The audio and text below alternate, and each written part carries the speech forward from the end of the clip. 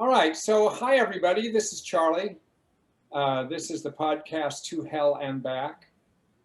It's a podcast about bringing skills and strategies and principles to work on the adversities of life, as mostly adapted from dialectical behavior therapy, DBT. And it is, I think, January 28th. It's 6 o'clock p.m. East Coast Standard Time in the United States. And I haven't done one of these for a while, very much. I mean, I did one not very long ago, and it was kind of a mixed one that included a lot of people from Italy and some interpreting. But this is going to be straight American. Anyone can listen from the world, but it's a little easier for me in a way because I don't have to interrupt and be interpreted over and over. But why haven't I been doing these for the last 9 months, sort of since the pandemic began? Not only was I helping one of my sons with his homework for college a lot, like a lot, like I deserve half of the grades he got. But also, I've found the pandemic, among other effects, has reduced my time that I have available. It has created a kind of suffocating environment compared to usual. I've had a little bit less energy and definitely less creativity. I don't know how many people have noticed that themselves, but my podcasts are like one edge of my life, one edge of my work life that actually requires for a given podcast hours of consideration, hours of contemplation, hours of thinking about stuff, sometimes writing stuff down, and occasionally researching things, but usually more generating things out of my experience and my head. And that just, I didn't realize how much I depend on the hours. So I just haven't been able to do them. So now, not that anything's hugely different, except that actually the semester of college finished in the middle of December, and it's only just beginning this week. So I had some extra time. And during that extra time, I started thinking about the stuff I wanted to talk about with you guys. So that's what gives rise to this. And I'm setting up 2 more after this one, and then hopefully some more after that. But I'm back in college now. I'm actually studying this semester, just so you know, the breadth of my knowledge now is expanding in the direction of macroeconomics, business management, business law, and I forget some other course. But so my mind is on those things. It's a little hard. It's going to be a little harder to generate podcast ideas, but I'm going to work at it. So anyway, what am I talking about today? Let me start with a little story. This will be the most boring story you've ever heard. So you might have to kind of like refresh yourself in the middle. Yesterday, I got up in the morning at my house. Usually during the pandemic, I've gotten in a pattern of I get up, I brush my teeth, I get dressed, I go to the kitchen, I make coffee, I make breakfast, I put the dogs out, I hang out a little bit, and then I go to work, upstairs where I am right now, with the computer, and mostly it's meetings online like this. But I wanted to get to my office in town yesterday, and I haven't done that for a long time. I had to pick up a couple things, and I just thought, well, I'll stay there and do some work there instead of here. So I did. And so the saga begins. I get up. I think of, well, I need to figure out, what am I taking with me? Well, what am I doing today? So I had to tax my brain about making sure I didn't leave things behind. Then I eat, but then I think, but maybe I want to pick up something on the way. So then I think, well, this is a different kind of day. And so I decide I'll pick up coffee on the way. Then I drive and I'd see, and as I drive into town, which for me is about a 15-minute commute, I'm seeing the snow in the trees in Northampton, Massachusetts, where I live. And I'm seeing the people walking on the sidewalk. I'm seeing the fact that the college there still doesn't have any students, but some people are poking around at the Smith College. I see the streets again. I see the red lights. I stop. I look around. I remember what it's like to drive into town. I notice people wearing masks pretty much nearly 100%. I drive into town, I park the car, and I walk over, and then I decide, oh, I think I'll go pick up some coffee at my favorite coffee place. I do that. I go by, I decide, oh, I think I'll pick up a sandwich for lunch because I'm going to be in the office during lunch. So I stop somewhere and I double mask, which is what I do now when I go out. And I go in and I get a sandwich and I come out and I go up to my office. I do my work in my office. I say, oh my God, look at my office. I have a pretty decent office. It actually is kind of cluttered, but it's like really lots of space. And I go through that and then I come home. What I noticed, that's all the boring part. You know, what wasn't boring to me was that I felt like I woke up my brain. I felt like I refreshed myself. I felt like I saw things like that I don't usually recently see, but that I see. It's sort of like visiting somewhere you've been in the past. And as I go through each of those things, I realize every one of these things grabbed my attention. Everything I looked at, all of the mundane things I just mentioned, were on my mind as I went. And as mundane as that was, and as mundane as that sounds, it's just brilliant. And it has within it the experiences that I had within them, lots of solutions to the pandemic, to certain aspects of the pandemic that I want to talk about. Because when I looked back on it, I realized, yeah, that's what it's all about. It's all about establishing a sense of direction in the middle of no direction. It's all about having a purpose in the middle of aimlessness. It's all about having a place to go, a thing to do, something that creates meaning in your life, even if the meaning is created because you stop at a red light and you look around you. And you go to, and you park your car and you have meaning because you're parking your car. And you have to figure out, where's there a parking space and how do I pay for this? And who else is parking here? Why did I never see this car before? Everything is like registering in the brain. And that's brilliant. It just happens. It happens. What would I have been doing otherwise? I'd be going to the same room down the hall from my bathroom to go in and look at the computer that I'm looking at right now. And I would be sitting there with the same things around me and, not very much activity, physical activity, and doing a lot of the same things as before and walking the same small area as always. In other words, what people might say, oh, it's the same old, same old. And not that that isn't a place where you can, and as I'll get into, you can apply every solution to the pandemic suffering right in your hallway, right in your room, right in your kitchen.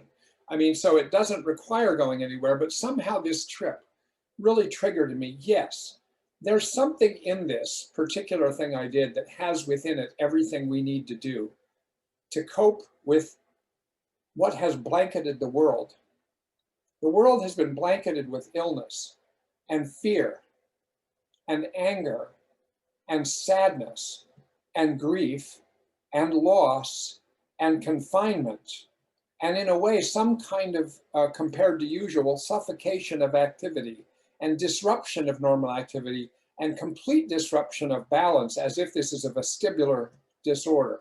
I mean, where your balance is thrown off, your sleep balance, your eating balance, your exercise balance, your travel balance, your social balance, everything. So we're all coping with that. Now, let me say, the solutions I'm going to talk about to the pandemic are not the solutions for if you've lost your housing, which is terrible, and you don't have enough food to eat or to give your children, which is a disaster, or you are overwhelmed with taking care of the needs of many children at your house, or even one child, which can feel like many children when they're not going to school. And people who have lost their jobs, and people who have run out of money. And all of these real life terrible things that have happened as a result of this pandemic, not that they don't already exist, and also the exacerbation of discrimination and the inequalities in the world, which are ever more obvious.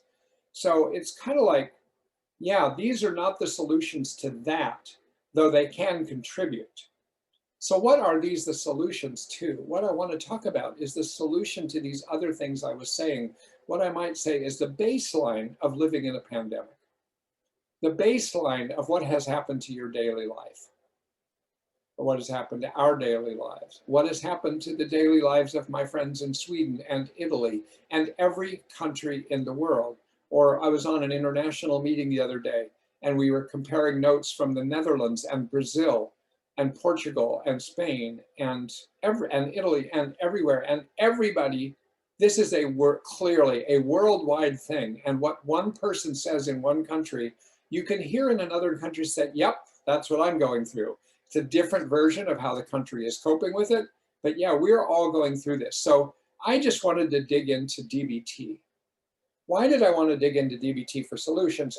Most of you who would listen to this podcast would know.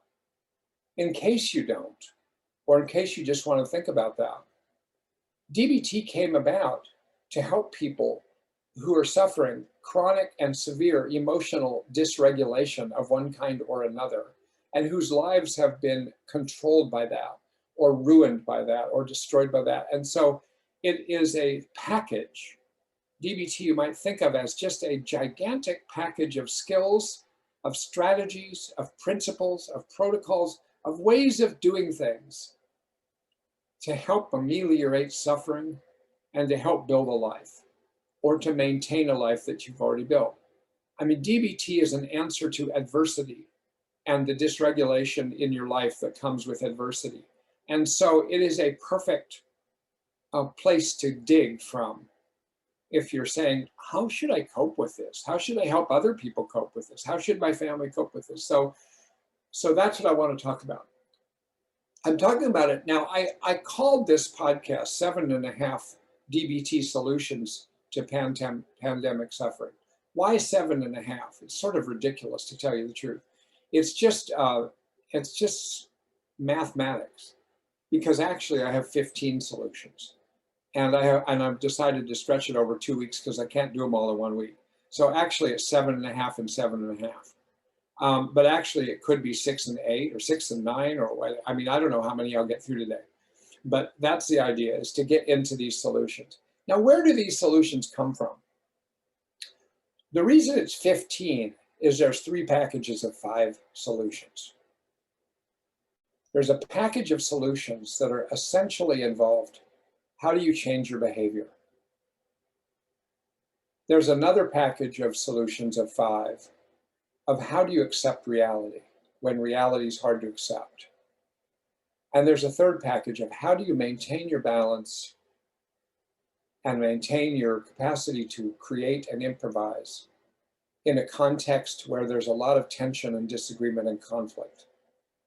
And so it's really it's a direct tributary, what do you call it? Descendant of the book that I wrote a few years ago called DBT Principles in Action, Acceptance, Change, and Dialectics, because those are the 3 paradigms that underlie DBT. How to change yourself and your life and the people around you and your emotions, how to accept reality in yourself and people around you and the world, and how to use dialectical thinking and dialectical actions in order to live with tensions and oppositions and conflict creatively and productively. So that's really where it comes from. And why are there 15? Because that's how I broke it down. I mean, nobody else would know there's 15 of anything. There's actually in DBT over 100 skills, and every one of them could be employed during the pandemic. So this could be 100 plus things, but I just wasn't going to cover them at that level of detail.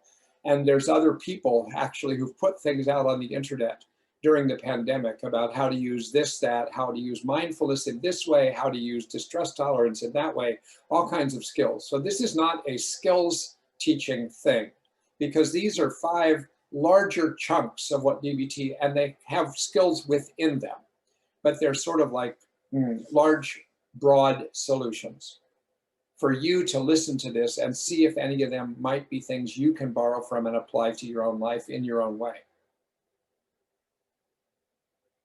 Okay.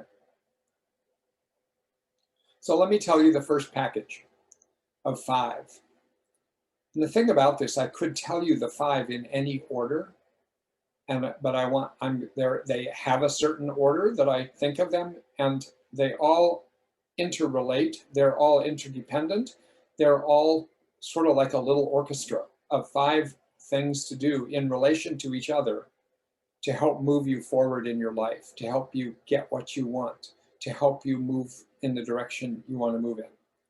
So the first skill, the first solution, you might say, is that, and all of these apply to DBT as a whole, is, it's the incredible value of something that's very obvious, but it's incredible value of establishing a sense of direction,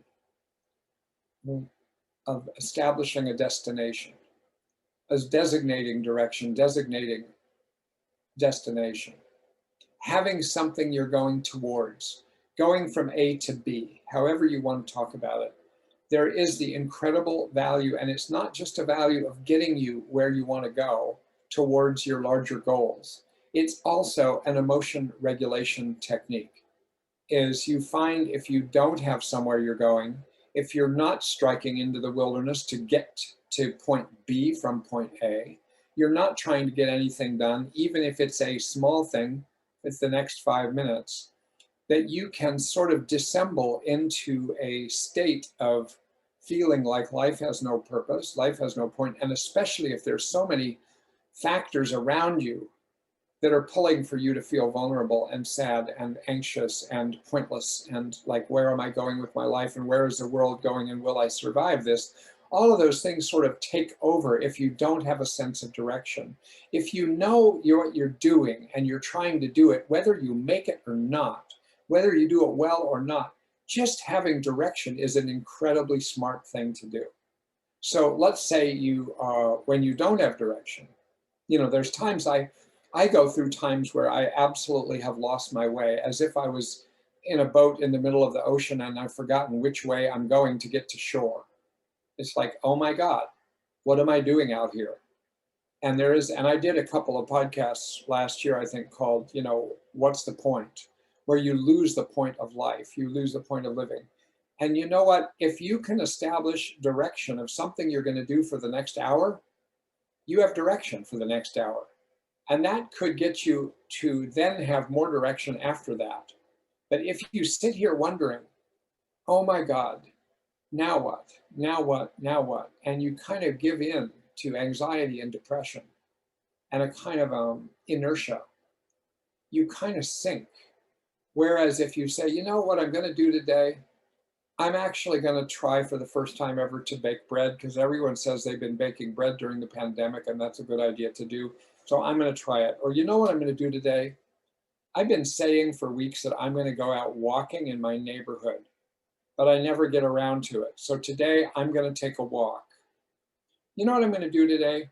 I'm going to drive into town. I'm going to drive somewhere I've never driven before.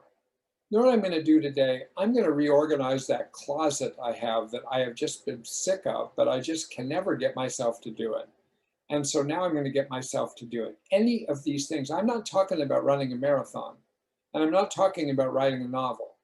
I'm talking about having something in front of you that you're moving towards, and the emotion regulation potential when you do that. The way that sort of like moves, the way that, there's movies about people crossing through the ocean and the ocean parts as you move through it. It's sort of like you're trying to make your way through anxiety and pointlessness and purposelessness and sadness and grief that's catching up with you and previous traumas that you're remembering. And they're all, they're all like waves in front of you. And then you say, you know what, I'm going to go over there. And while I go over there, that's what I'm going to be trying to do. And actually, it's not going to make these other feelings and experiences go away, but it's going to part the way a little bit. And it's going to put them on the sidelines, because in the foreground is I'm going to bake bread, or I'm going to clean up my basement, or whatever it is. Or these days, I mean, who knows if by the end of 2021, we're going to be able to go places on a vacation. Maybe you can sit down and say, you know what, I'm going to spend 1 hour exploring ideas about planning a vacation. That would be cool. That's a thing to do. If you can do that without making yourself too sad that you haven't been able to do that for a long time. So it's kind of like having a sense of direction is a really valuable thing. Now it's a little, I get a little wary of saying this because it seems so obvious and so trite that it reminds me of the plaques in the kitchen where I grew up, where my mother was the kind of person who not only was she quite religious, she also believed in all these sayings. So, you know, a stitch in time saves nine was in our kitchen. There was another one, the hurrieder I go, the behinder I get. What else? God helps those who help themselves. There were all these things that actually come down to, in nice language, you know, get your goddamn act together and get moving forward, and take care of it now. And it turns out now, this is what I hear myself saying. I think, oh no, I've now devolved into where I'm just sounding like the tritest version of my mother. But I actually believe these things by now, by this age, and after a lot of experiences, and even during this pandemic, is that if I can get myself during a day to have a sense of direction, and maybe there's three things I'm going to do. I'm going to maybe do some of my work, and then maybe I'm going to do something else, and I'm going to do something else. And if with those things, and I'll talk about these other four accompanying factors that go along with establishing direction, but you sometimes have to really pick a direction that's realistic for you. Like you say, gee, I haven't exercised for a long time. I'm going to go out and take a 1 hour walk. But you haven't walked for 10 minutes for a long time. But you think I should walk for an hour because I haven't been getting any exercise. And then you go out there and it's really hard. Maybe by the end you're sore or whatever it is. And then you don't do it again for 3 weeks because it was not easy. So you'd be better off if you could pick a direction, pick a destination that actually is reachable within a reasonable level of energy, and you're just going to do it and be done with it. So you go out on a 15-minute walk, you go out 7.5 minutes, there you go, and then you come back 7.5 minutes. And you've now gone on a walk, and while you were there, here's the thing about it, you've tried to be completely there. You've been really there on the walk, and we'll get back to that. But so the first thing is establishing a sense of direction. Now, if you're a practitioner in DBT, of course, what that's all about, and it's where DBT in some ways begins, is establishing what are the specific behavioral targets of the treatment. Because if you don't have them, you kind of drift and you kind of just move around between different emotionally laden topics and very interesting things. But DBT is based on the idea that actually you're going somewhere. You have a destination. And so this is the equivalent of that in life during a difficult time.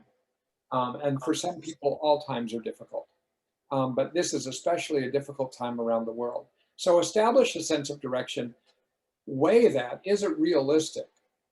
Is it compelling in the sense that it actually lines up with what your goals are and what you think is good for your life? And it's in line with your values. Is it something, like I said, that's realistic? And is it something that you've named specifically enough that you actually can aim for it, rather than just kind of like approximately aim for it? If you know where you're going, then you're going to have all kinds of experiences on the way that you don't even have to think as much about because you know where you're going. So it creates a whole program on the way to the destination. The second quality of the 5 solutions, or the second solution of the 5 change-oriented solutions, I would say, is generating force. So you may have an idea about the direction you want to go in, and that's a really good idea. And then you might say, you know, I'm going to do that. And next thing you know, an hour later, you find yourself saying, you know what, I'm going to do that tomorrow. Or I'm not up for it today. Or I've got several other things going, so I can't do it. Or, you know, maybe that's not a good choice to begin with. Or, you know what, that's so trivial, it doesn't matter if I do it or not, I'm just making. In other words, there are a million ways to not do it. There's a million ways to avoid. and to not approach the direction that you've thought about.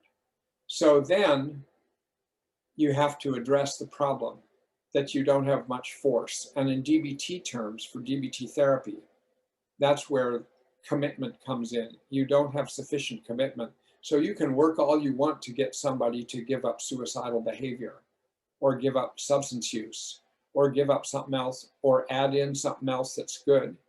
But if there isn't sufficient commitment, it's going to be very frustrating.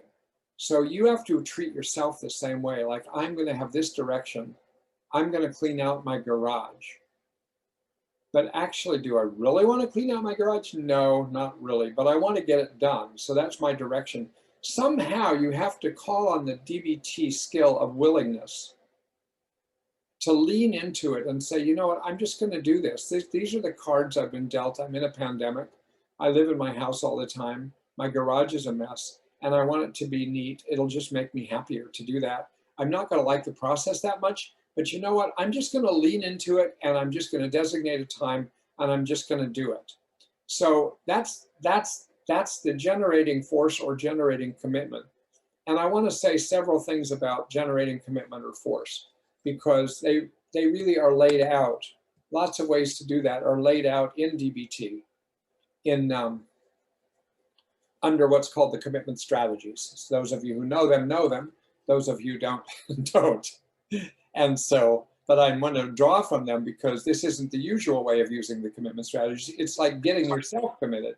It's trying to reinforce and strengthen and heighten your own commitment to something that is as simple as baking bread, or cleaning your garage, or taking a drive, or taking a walk, or reaching out to someone you haven't spoken to for a long time. But you want to do that. Okay, so how do you generate commitment? How do you generate force? First of all, okay, number one, you get really clear about what it is, of course. And the more clear you are, that's already a good strategy for generating more force. If you just sort of say, well, I'm going to sort of do such and such, you're probably less likely to do it than if you say, I'm going to do exactly such and such, and no more and no less. I'm going to get that done. And I'm going to try to get it done today or tomorrow or on the weekend. And then not I'm going to try to get it done. Actually, that's another strategy itself. I'm going to do it.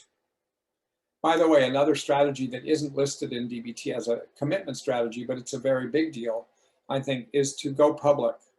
To tell somebody else, if you have other people in your life, tell somebody, you know what I'm going to do? I'm going to do such and such. That already, in research on this topic, increases the likelihood that you'll do it. You've told someone else. So it's a little bit harder to go back on it when you are having your typical ambivalence about it. So what are the formal commitment strategies? One is to weigh the advantages and disadvantages of doing it. So that's just called the pros and cons of commitment. Like, why will I do this? Why do I want to clean up my garage? And you can just think about it, or you could make a list. And why do I not want to clean up my garage? And if I don't clean out my garage, what are the advantages of that? Well, the advantages are I don't have to clean my garage. I'll be doing something else that's more fun or more leisurely. What are the disadvantages of not cleaning my garage? It's going to stay the way it is. And so if you do those, you might move yourself forward towards saying, I can see it's not going to be all that fun, but actually if I just get into it, I'll get it done and I'll be happier afterwards. It kind of like put an emphasis on long-term satisfaction with the direction you're going. What's another one? Another one is to do one of two things. This has to do with, like, what scope are you committing to? So in DBT, there's the term, one's called door in the face, and the other's called foot in the door. And I don't want to explain those exactly, but they are things that all of us do sometimes. So door in the face just means you just make a major league commitment. I am going to do that, and I'm going to do it well, and I'm going to go all out, and I'm going to devote 2 hours to it when I know I could probably get a reasonable job done in an hour and a half. But I'm really going to do this. And I'm going to have a big, audacious goal. I'm going to do this. And you might end up doing less, but there's something to be said for saying, I'm going to do this, or I'm going to do this now, and I'm going to do it for 30 days, I'm going to do a sprint of doing mindfulness practice every day for 30 days. And there's something about committing to 30 days that makes each day a little easier because you've made a big commitment.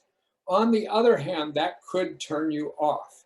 So the other end of that spectrum is you make a commitment to a baby step. It's sort of like, I'm going to take this a baby step at a time. I'm going to totally commit to cleaning out that one corner of my garage. One corner, that corner that isn't too bad. I'm going to take half an hour. I'm going to make a nice job of that shelf in the garage, but I'm going to leave the rest of it behind. I'm just going to do that. And then when that's done, you sort of think, well, maybe tomorrow I could do that shelf over there or do that area. And you kind of take and you lean into each one with full 100% commitment. That's one of the strategies of getting things done, is that you pick a direction. It might not be something you love doing, but it's something you've decided you're going to do. You're ambivalent about it, but now you decide, you know what, if I'm going to get it done, I should go all in. So it's going all in, whether it's a baby step or whether it's going all in by committing yourself to a big deal, of which there are a lot of baby steps. So these, and you can go back and forth between these and see what works for you. Another strategy, another commitment strategy, is really to remind yourself of what you've done that's been difficult before. And you're saying, I don't really feel like doing this. And then you go back and think, let me think of other things that have been like this that I've done before. And probably you felt pretty good when you got them done, but you didn't like doing them. But you might be able to draw from previous commitments that have been successful to drag it to this one and just go all in. So now you've got a direction and you've tried to go all in with this. What's another strategy? Another strategy is to be patting yourself on the back. And in DBT commitment strategies, this is borrowed from the one called shaping, which is to reinforce your patient for making any moves in the direction of making the commitment, even if they aren't making the big commitment. It's doing that for yourself. It's like saying, I'm going to bake bread, but it's kind of daunting. I'm not sure I'm going to succeed at this. I've never been very good at stuff in the kitchen, but it would be really cool to have a loaf of bread that I made myself. So I'm going to do that. But then you start to face it and you think, oh my God, this is a big challenge. So you decide to do it in baby steps. And so what's the first baby step is you look up a menu and you decide on a menu and you write down on your counter the ingredients that you need. And maybe you even get the ingredients out, even though you're not going to do it today. All you're doing is the step of getting the ingredients out and the recipe out. And then you're leaving it behind.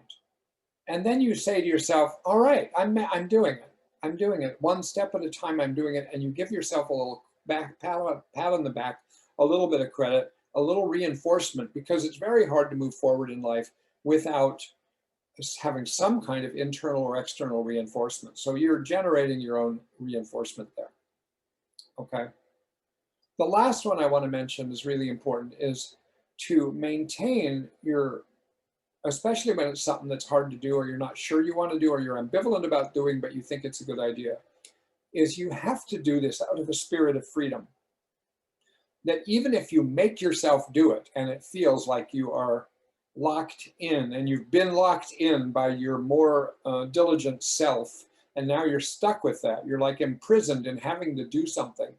It's very important to keep remembering, I'm doing this totally of my own free will.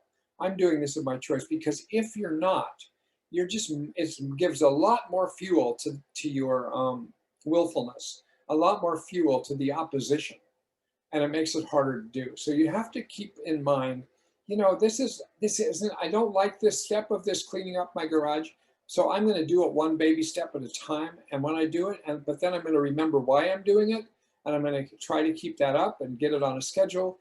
But I'm going to do it because actually it's my garage. I'm going to do it because it's my satisfaction I'm pursuing. I'm not doing this because of a goody two-shoes that thinks I should do it. If that's why you're doing it, maybe it's better to just keep a messy garage. But the idea is you generate stronger commitment out of freedom, out of reinforcement, out of doing pros and cons of the commitment. out of remembering that you can do it and encouraging yourself, out of making a public commitment to somebody else, and if possible, locking up with other people and doing something together that keeps reinforcing you because you're all doing it together and you keep each other on track. Like doing homework together is better for some people than doing homework by themselves. So now you've done what in the change-oriented solutions? Establish a direction skillfully, wisely, picking a good direction, whatever it is. And like I said, I'm talking about baby directions sometimes, or big things. You're going to learn a new musical instrument or a language. Those are like running a marathon. But this could just be, you can break them down a step at a time and do what I'm talking about. But now you've got that, and then generating force. Those are two. What what happens? Let's say you've picked a direction, you've generated force, you've got commitment, and you're starting to do something. Where does it fall apart next? It falls apart because you don't persevere. You've got it going, and then you think, wow, I've got it going. And then you notice 3 weeks later, oh, I sort of dropped that project. Oops, I did clean out that little part of the garage. Oops, I did start to learn that language a little bit, but it's so difficult that I just haven't done it again. And you don't really fully take into account that you stopped. You don't take full ownership for stopping. You still think you're doing it, but you're actually not doing it. And so perseverance does not happen automatically. Just because you get a ball rolling does not mean that it keeps rolling, because it runs into all kinds of resistance. So you have to attend to perseverance. How do you attend to perseverance, generally and specifically? First of all, you have to create conditions that make it easier to persevere. Let's say you're trying to get yourself to practice mindfulness practices, even if it's 3 minutes a day, in your house, in your apartment, and you just find that you're always fading out. You get a good start, then you stop. You get a good start, and then you stop. So how do you generate perseverance? So you try to create conditions that make it optimal for doing that. So in that, you might have to plan for perseverance by saying, where in my house am I going to do this that really is quiet, it's good, and it really can work there, and I won't be interrupted, and it's pleasant maybe. Second, what time of day should I do it that I won't be interrupted by other people in my life, in my house or in my life? Where can I do this where I can just count on that? So you're really thinking ahead of that.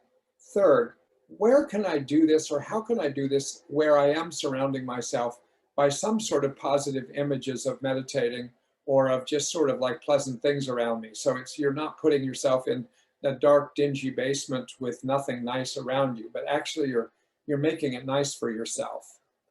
And you wear clothing. Sometimes I've found that I start meditating and then I realize, I feel cold and I didn't attend to that, and then I stop, because I'm getting cold. So I need to wear warm clothing, maybe 2 layers at some times or 3 layers, and so that I really feel, comfortable and reasonably cozy, and then I can sit for a while and meditate.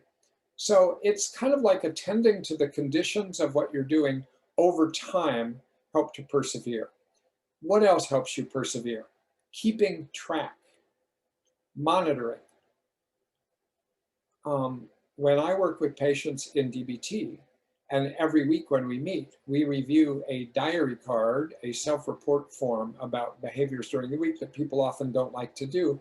I like to use that moment as a moment of reinforcing the person, a moment of positivity, a moment of being pleased with them for persevering, even if it's hard, for doing it again, even if they didn't do it totally, completely. It's a chance to reinforce people for perseverance, because you do it every week and it just goes on. And it's hard to persevere if you don't get reinforcement. So getting reinforcement from others, because you have joined with others, you've made it public what you're doing, and you might even be coordinating what you're doing with what other people are doing. And so you're kind of part of a group movement that sometimes really pulls you along. But also putting stars on a calendar for the days you do something you're doing, or just some other physical way of keeping track. Having an accountability partner, somebody that you tell what you're doing. I mean, I have certain patients that I work with over the years, where it's very hard for them to do certain things. And then we create me as an accountability partner. So they text me when they've done X, Y, or Z, whatever it is they're going to do. And just as a way for them to know that I know now that they've done it. And then when we meet, we talk more about it. How did it go? And I thank them for sending me texts about what they're doing so I can keep up with it. And I can reinforce it. So getting reinforcement from outside, getting reinforcement from inside, having a convenient way to do it, keeping track, having an accountability partner, and just realizing that it is completely natural for good intentions to fade. They just fade. They just fade unless you keep up with what you're doing somehow or other. When I wrote the book that I wrote, it took me 3.5 years. And I didn't know it would take that long. But I knew it would be hard for me if I didn't have external reinforcement. So I made a deal with the editor that was going to work on my book at Guilford Press. The deal I made, which she hadn't had with any previous authors, I said, I need regular reinforcement to keep writing. I like writing, and it's hard to keep going because I write and then I think what I've written is shit, and then I feel like stopping, and I need to really keep. So we made an agreement that every week I would send her whatever pages I wrote that week, and she would get those pages and she would review them, and we would get on the phone every week for about a half hour, and she would give me feedback, most of which she was really good at giving sort of reinforcing positive feedback, and also then highlighting things she thought I could improve in what I had written. But the fact that I had that for 3.5 years, almost every week, for half an hour, and that got me to continue to produce work, to get it out to her, and then have feedback come back, and then adjust it. And it just worked. It was like something I put in place that really sustained my perseverance, reinforced my perseverance, and it really is the reason I was able to get through writing that book. Those are 3 things. You get a direction, whatever it is you're doing, whether you're writing a book or, like I said, whether you're taking a bicycle ride. You're just doing that, whatever it is, and you got yourself going, and you've generated some force or commitment to get started. And now you've tried to set up conditions that'll help attend to things that'll reinforce your perseverance. And now you're persevering. So now, isn't that enough? And the answer is no. Rarely is that enough, because there's a 4th thing. As soon as you have all 3 of those things going, what you find out pretty soon is you will encounter obstacles. You will run into barriers. There will be reasons internally and externally for you to stop what you're doing. So you have to figure out what to do about the obstacles. So how do you do that? How do you figure out? Well, in my own mind, and based on all my work in DBT, I sort of have a rough set of categories of obstacles. And the obstacles are, some of them are the following. Obstacle number 1, the direction I chose is not a good direction. It isn't specific enough. It actually is not aligned with my values or my goals.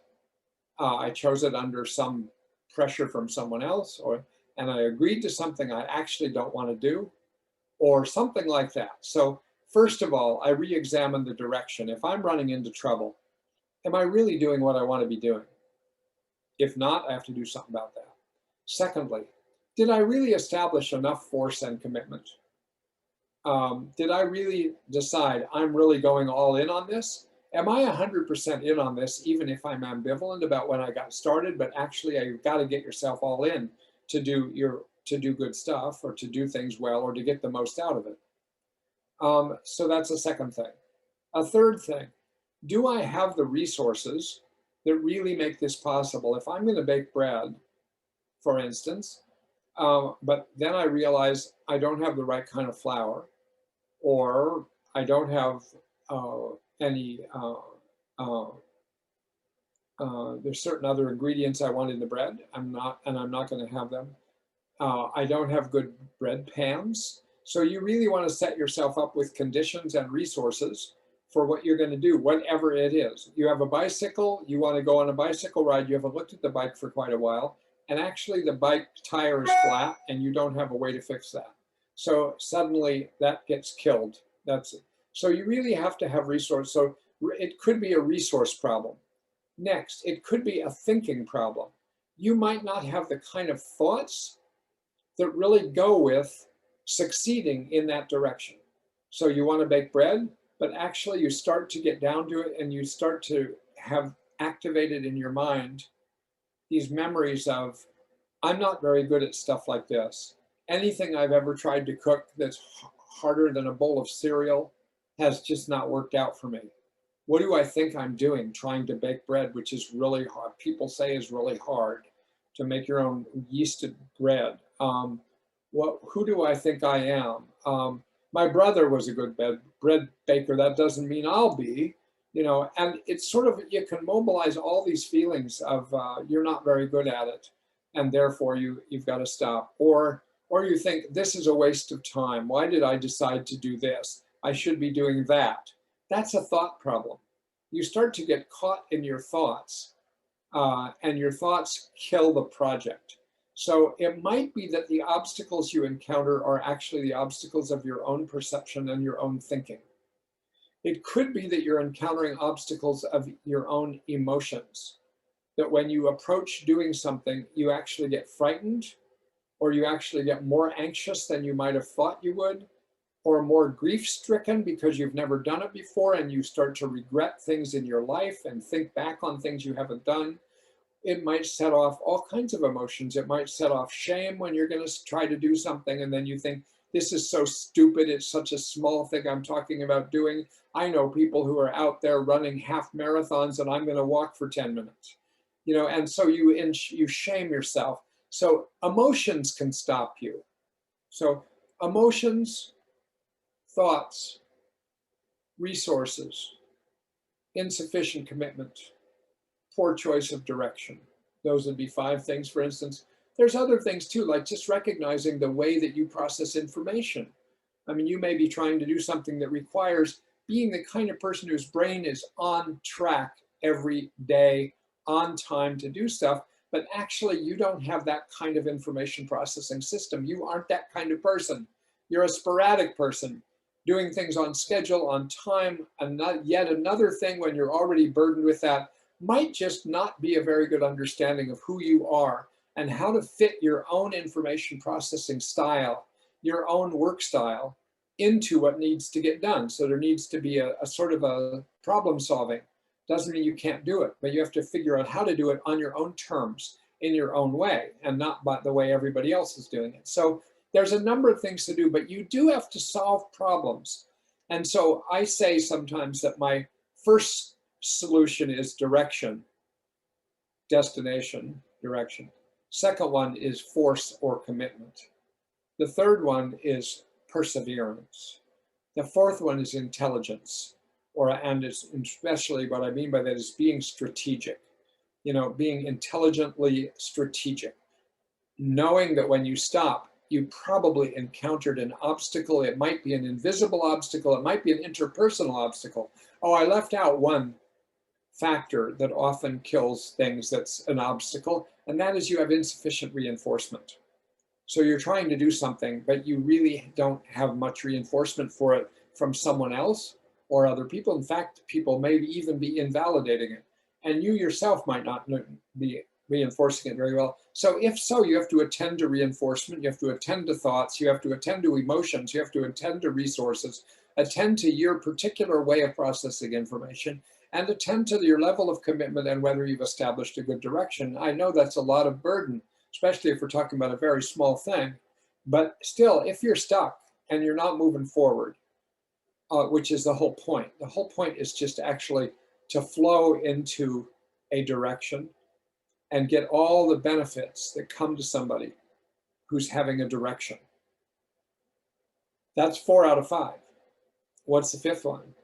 The fifth one I'm going to talk less about, but what it is, and it's sort of obvious when you think about the fourth one, is that in order to solve these obstacles, in order to stay on track, in order to do all the things I've talked about, requires certain skillfulness on your own part.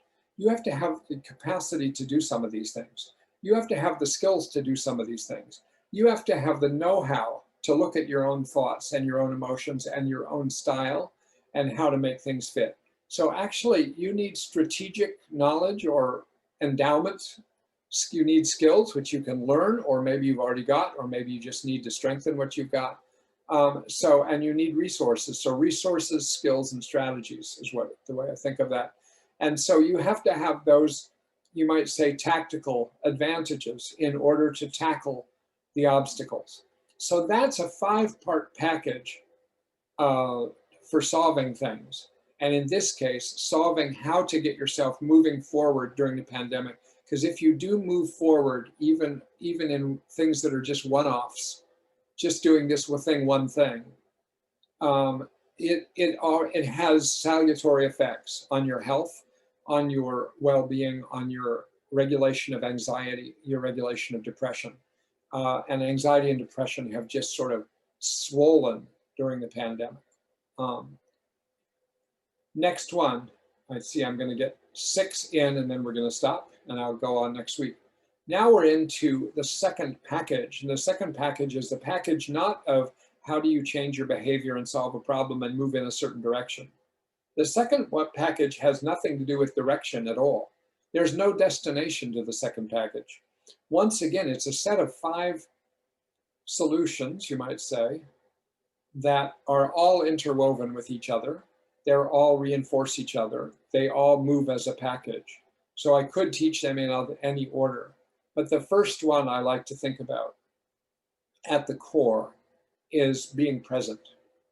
And that by now sounds more trite than my mother ever sounded, talking about, God helps those who help themselves. I mean, to be present now, everybody hears that, 30 times a month, somewhere or other.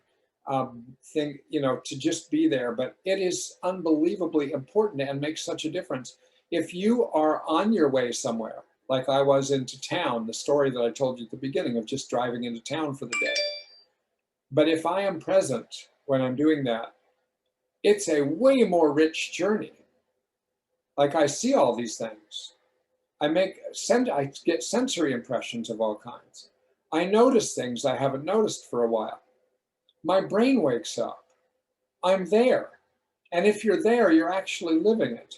And if you're living it, you're seeing it, and you're hearing it, and you're smelling it, and you're touching it, and it's all there. And therefore, that's another way in which anxieties and depressions and shame and anger are kind of coexisting with you as a person who is fully awake, even if for 1 minute, just taking in what's going on, the sunset in the morning, the sundown at night, the snow if you live in New England and other places, the sunshine or the beach if you're down somewhere else. So it's kind of like just being present, and being present if you're with another person is a much more rich experience, even if sometimes challenging, than not being present, than being half present, than being half asleep, than just being automatic, just living by habit and ritual. You're actually there, and you keep being there, and you keep being there. And that is a way to enhance your experience in the moment. And those kinds of enhancements carry over, has been my experience. If you do that for a little while during part of your day, it's what I call Pac-Man mindfulness. I taught once in a podcast about that. Pac-Man mindfulness. You're just doing a little bite of mindfulness, a bite of being present, a bite of noticing something. Doesn't mean meditating even. Just being fully present, noticing, taking an extra minute to just look at things, take something in, take another person in without responding necessarily right away. It's kind of being present, and how that changes the next half hour, the next hour of your life, during which you might be determining a direction, or trying to increase force of what you're doing, or trying to strengthen perseverance with what you're doing, trying to identify obstacles that are getting in the way of you getting in some direction. All of these things are benefited if you're actually there, and you're actually fully there as much as possible. And none of us is fully there all the time. And maybe we're fully there only a small amount of time. But even small gains really can make a difference in how you feel you are managing through the pandemic. You're kind of like going from oasis to oasis during this sort of pandemic suffocation of your life. So it's just getting small bites, coming up for air, being present, and doing things to try to change things in your life and do things that give you some direction.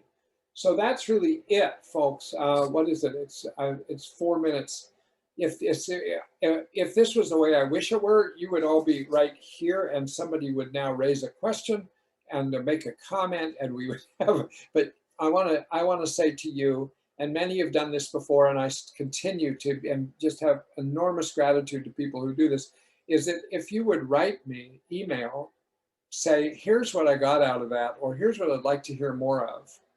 Anything to respond, it just makes it a little more connected for me to know that there's people out there listening, most of whom are not even listening while I do this, because most people who listen to these download them later or go on my website later. So there's a couple people here today, I think. I don't know how many, maybe 2 or 3 only. But usually it ends up being 1,000 or 2,000 people will listen over the next couple weeks or something. And so any emails, my email address is you can either do it through my website, you can send a letter, a message, or you can write me at c.robert, R-O-B-E-R-T, .Swenson, S-W-E-N-S-O-N, @gmail.com. Just write me and tell me, yeah, I was listening to that and that struck me and that was helpful to me, or, I wish you would talk more about such and such.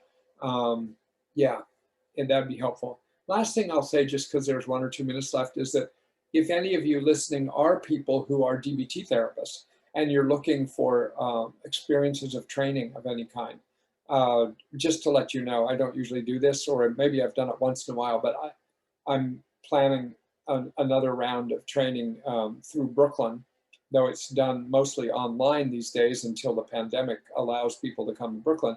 So we don't do it over the internet. But a DBT intensive training, 5 days at a time. You take 5 days for part 1, and then you come after a period of time on homework assignments, you come back for part 2, and it's another 5 days. So we just finished one a couple months ago.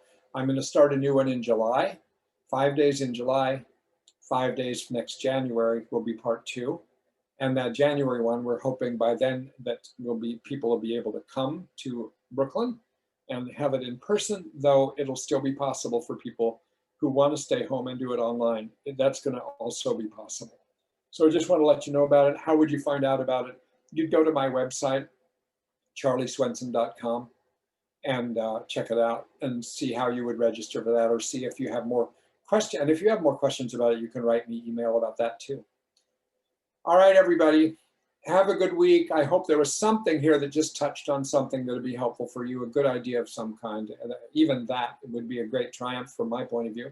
So have a good week, stay safe, and anyone who's listening who wants to listen, we'll be doing part 2 of this particular podcast next Thursday at 6 p.m. Eastern time. And then it'll be, by later that night, this also will be archived later tonight on my website, so people can listen to it if they weren't here. Okay? Everybody take good care. If you're here now, thanks for coming by. I'll see you all in the future.